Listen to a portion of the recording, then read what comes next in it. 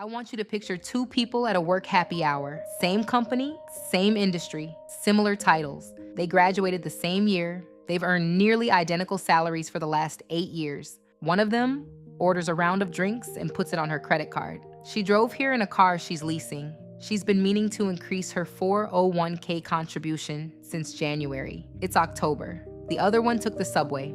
She owns her car outright. This morning, before work, her automatic transfer moved $1,100 into her index fund. She didn't think about it, it just happened.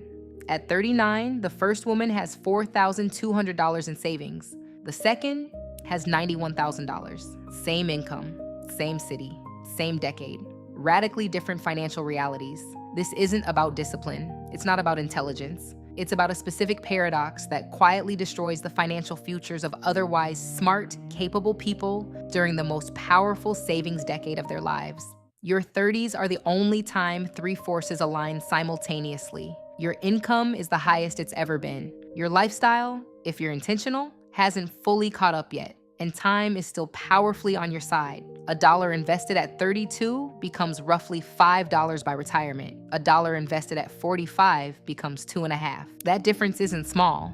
It's the entire shape of your financial future, and most people let that window close while they're busy living inside it. Here's how it happens. In your 20s, being broke is just the situation. Nobody expects you to have savings at 24. Financial struggle in your 20s carries no shame. It's practically a rite of passage. But something changes in your early 30s that almost nobody prepares you for. The money gets real, the raises arrive. The salary goes from something embarrassing to something that sounds, on paper, like you should be fine. $72,000, then $88,000, then $94,000 with a new title. And the moment that income arrives, everything around you rushes in to absorb it. Your social circle starts making different choices. The apartment upgrades, the weekend trips, the restaurants where the bill is a little higher, but you split it evenly anyway. The gym with the sauna, the car that finally feels appropriate now that you're not in your mid-20s anymore. None of this feels reckless. It feels like catching up, like you earned it. That feeling is the trap. There's a term in behavioral economics called lifestyle inflation. It describes what happens when spending rises automatically to match income. It's not a character flaw. It's deeply human. We calibrate normal based on our surroundings. When surroundings upgrade, normal upgrades with them. The problem isn't the spending itself, the problem is the timing. Lifestyle inflation hits at exactly the moment when the math of compounding is most powerful. You earn more, you feel like you deserve more, you spend more, and the window quietly closes. Let me show you what this actually costs. Someone who turns 30 with $15,000 saved and earns $85,000 a year has a real opportunity. If they save 15% throughout their 30s and invested at historical average returns, they'll have approximately $330,000 by 40. With compound growth over the next 25 years, that 1 decade of savings becomes the foundation of a genuinely comfortable retirement. If that same person saves only 3%, which is, by the way, above the national average, they'll have roughly $65,000 at 40. The gap between those outcomes isn't just $265,000. It's the compound growth on $265,000 over 25 more years. It's over $1 million in retirement wealth. Gone.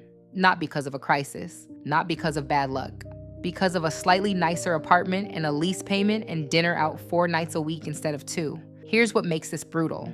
The difference in day-to-day lifestyle between saving 3% and saving 15% at $85,000 a year is about $850 a month. That's real money, but it's not a quality of life revolution. It's a used car instead of a new one, an apartment that's good instead of impressive, vacations that are genuinely fun instead of spectacular. The person living the 15% life doesn't feel deprived. They just have different defaults. The person who barely notices the difference while living it will absolutely notice the difference at retirement. That gap between $200,000 and $1.4 million is not subtle. It's the difference between working until your body gives out and stopping when you decide to. So why doesn't more people make the better choice? 2 reasons. Both are psychological. Neither has anything to do with being bad with money. First is present bias. The human brain is structurally poor at valuing future outcomes against present ones. A dollar today feels more real than $5 in 30 years, even when you understand the math completely. Retirement is abstract. The new couch is in your living room. The investment account is a number on a screen.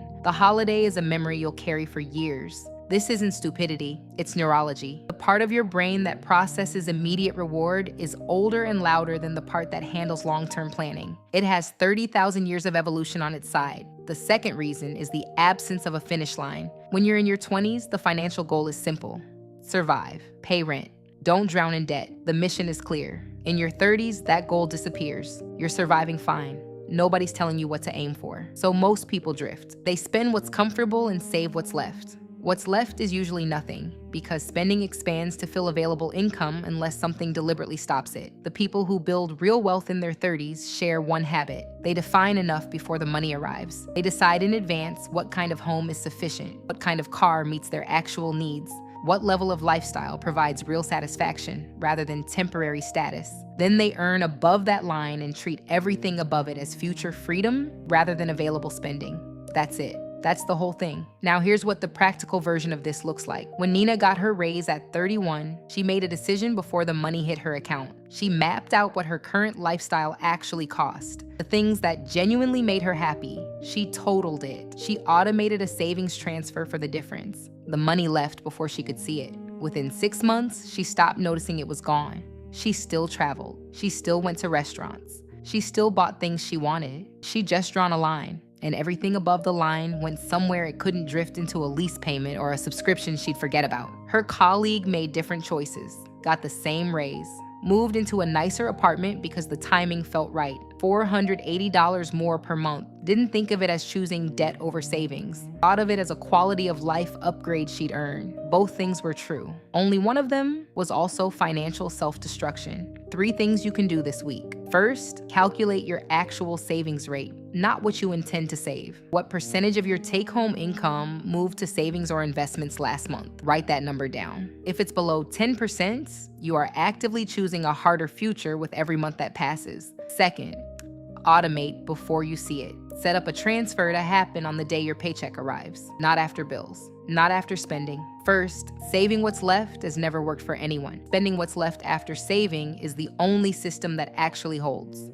Third, define your lifestyle ceiling before your next raise hits. Decide today what kind of home is enough, what kind of car is sufficient, what monthly spending actually makes you happy rather than temporarily satisfied.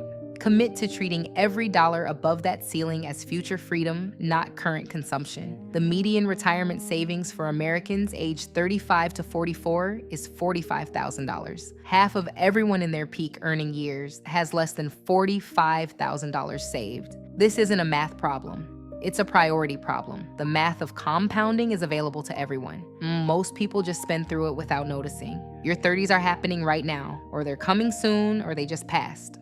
Whatever the answer is, the decision is the same. The decade you earn the most doesn't have to be the decade you save nothing, but you have to choose that. Because if you don't, the choice gets made for you.